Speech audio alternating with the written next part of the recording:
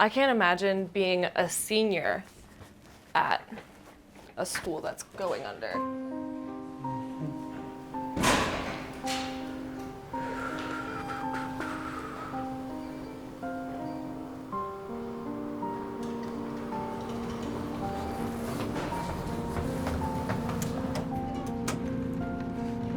Of course. You guys going to 6 too? I'm going to 5. 5. I've worked at King's full-time since 2013. So I am chair of the program in Journalism, Culture, and Society, so I teach a lot of journalism classes, writing classes, and some entrepreneurship and business classes at King's. I can't believe it's the last day of classes. It's insane. I don't like it, but I'm happy that I don't like it. Yeah, no, that's exactly how I feel. Yeah. Excuse me? I am a humanities major at the King's College. I am a junior at the King's College. Hi class, sorry we're a couple minutes late.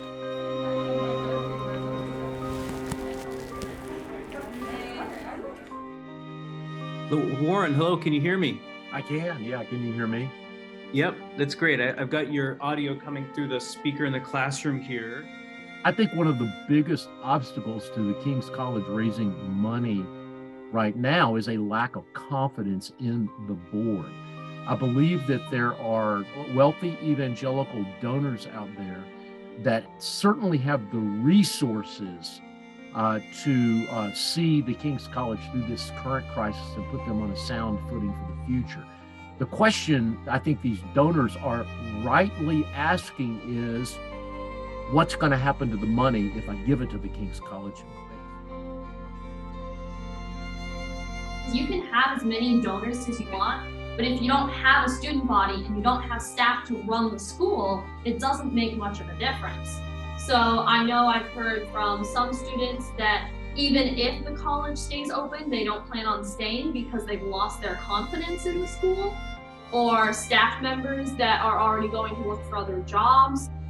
I think all of those issues are relevant. Parent confidence, student confidence, faculty confidence has to be restored.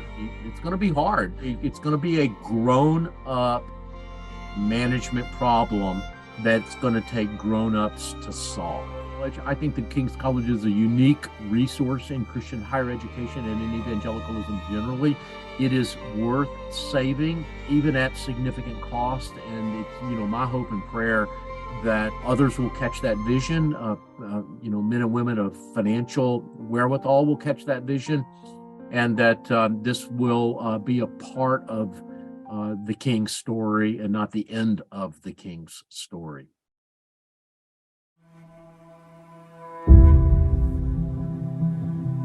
We're not trying to out-college college.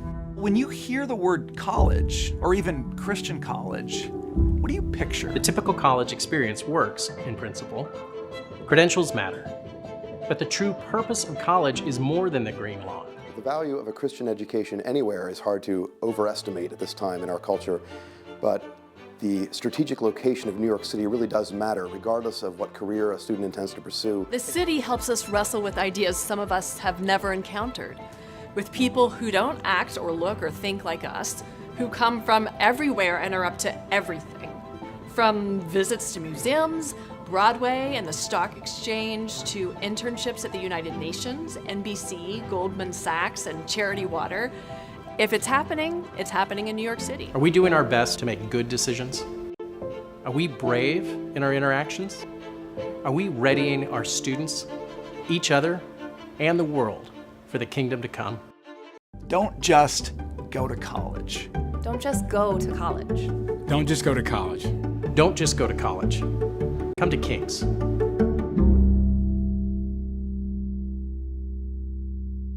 We had green lights and green signals, even though we know we've been through a pandemic, enrollment suffered because of enrollment declines and trends in higher ed and the pandemic. We know we were dealing with that, but yet last fall, in 2022, we had many signs that the school was going to be okay and was recovering from these headwinds. We signed a 12-year lease on our space, our building. We were told enrollment applications were all trending upward, sort of triple what they were the year before. So it didn't seem like we had huge cause to worry. We've always had a sort of Damocles hanging over our heads financially where this school has to raise $5 to $10 million to stay in business every year, but we've grown kind of accustomed to that. And we have a partnership with this company called Primacore that went sideways the last 2 years. And that's not the fault of the students, it's not the fault of the faculty or the staff. And so we came back from the holidays, spring of 2023, in early January, we're told we're basically on death's door and we're either going to have to close the school or sell the school or find a mega donor to save the school. And so it's been a very weird semester here for me and everybody else because, you know, our days are numbered. It's hard to find motivation to keep going and doing good work. I honestly, in so many ways, feel like a freshman again in terms of like, okay, now I have to figure out how to juggle my friends and my academics and my sleep all over again when I just spent 3 years trying to figure it out and finally did. And now it's like, oh, it's not just, oh, I'll see you guys next summer. It might be, you're moving to Montana and I might never see you again. It's been a really frustrating year. There's been so many tears. I mean, I was just sobbed when I found out Dr. Brand was leaving. I sobbed when my roommate was fired. Like, there's just been so many low moments. And even the really sweet moments are bittersweet because you know that they might be one of your last. Communication with Kings this semester has been varied. The staff and faculty have done a really good job communicating what they know as fast as they can with the most discretion they can use. So none of us were upset with them at all as they're the ones telling us the information. What is upsetting is when we put our interim president, Stockwell Day, on a stage with some talking points, and he didn't address any of them and instead told us stories. And that was frustrating. Hi, it's Stockwell Day here. A little over 10 years ago, one generous family pledged to give several $1 million a year for 10 years, and they wonderfully completed that pledge last year. I'm reaching out to you today to ask you to help us by the end of December with a donation or a pledge that will help us this year reach our goal of $7 million. Knowing that King's is the only private Christian liberal arts school in the city makes the predicament of our future that much scarier, I think, knowing that we are a unique institution. This isn't just another big college campus closing down. This is an extinction, pretty much. Well, to be honest, I've actually been pretty heartened and impressed by the students and the entire community and how they've responded to crisis. Like, I see strong faith and I see people kind of supporting each other in general, and so that's really great. But I do think beneath the surface of that too, there's a little bit of, there's like anxiety, depression, all those kinds of things for people at various states and levels, and I know it's a lot that the students are dealing with. I think there's also elements of, if you're praying for solutions, is that manipulation, if there are, making people sort of pray or false hope, or if certain parties are giving a false narrative or a problematic narrative. Like, I think there's an issue of like spiritual manipulation or abuse or emotional manipulation, and I think me and other faculty want to make sure that that's not happening, or that students are getting doses of reality and clarity while we're praying. We're using our brains and our hearts in that process, so I think that's good. I'm feeling like a quesadilla today. Splurge on the last day of classes. So it's the fast option, and I used to go when I worked at the Wall Street Journal. We had one of these across the street, so quick, fast option. I kind of like it. I don't know why. My other go-to would be the cafeteria on the 3rd floor sometimes. It's so surreal that today is the last day of classes. Like, Dr. Bleedler cried a little bit in class. I cried a little bit. We were all clapping for him. Some of my freshmen are my good friends, and so knowing that they're not coming back no matter what is really, really emotional. So, highs and lows. So grateful that we're all here together, but it's really scary too. There's certain students who, you know, you see come from underprivileged backgrounds and advance in life, and that's where it's hard to quantify, because you can't.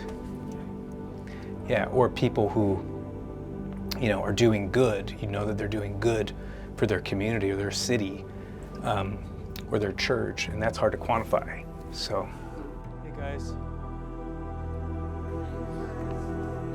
what are the in terms of the big existential future and pre-course stuff, like what are you guys doing next?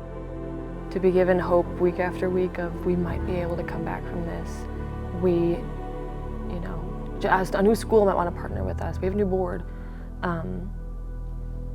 It's a really painful process to keep getting your hopes up and then kind of be shot down. And we're all just growing in our cynicism, I guess, because, I mean, at the beginning of the semester, I was like, you guys are crazy. We're not going to close for 5 years at least. Like, this is not a big deal. To find out that I was so wrong and that the second half of the semester we're all scrambling and trying to figure it out and crying in classrooms. So the hope was both a plus and a minus. What do you do then? You pray a lot, you talk a lot, you drive support and strength from where you can, your family, your church, all that stuff.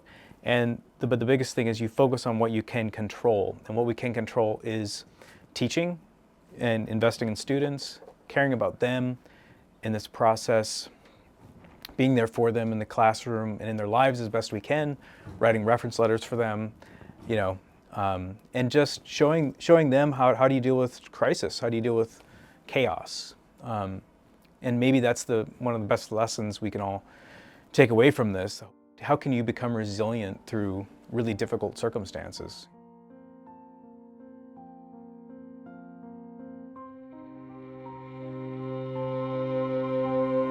Well, welcome. It is so good to see you all.